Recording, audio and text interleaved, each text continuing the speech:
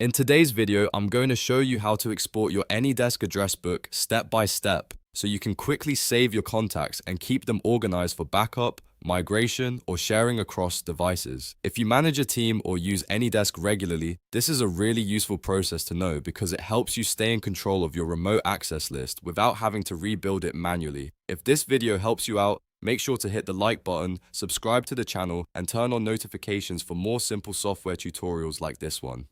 Alright, let's jump right in. First, open your web browser and go to the My.AnyDesk customer portal. Once the page loads, sign in using your AnyDesk account credentials. Make sure you use the account that contains the address book you want to export because the export option will only show the data connected to that account. After you're signed in, look at the menu in the portal and navigate to the Address Books tab. This is where AnyDesk stores your saved contact lists and address book entries. Once you're in the address book section, click on My Address Book.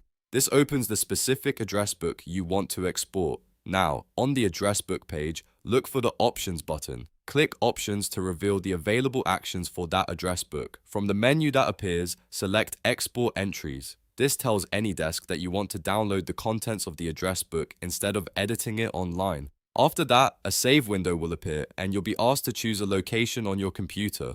Select the folder where you want to store the exported file, whether that's your desktop, Downloads folder, Documents folder, or a dedicated backup folder. Once you've chosen the location, click Save to finish the export. AnyDesk will now save your address book entries to the location you selected, and you'll be able to access the file whenever you need it. That's all there is to it. In just a few clicks, you've exported your AnyDesk address book and backed up your contacts safely. If this tutorial was helpful, please give it a like, subscribe for more step-by-step tech guides, and I'll see you in the next one.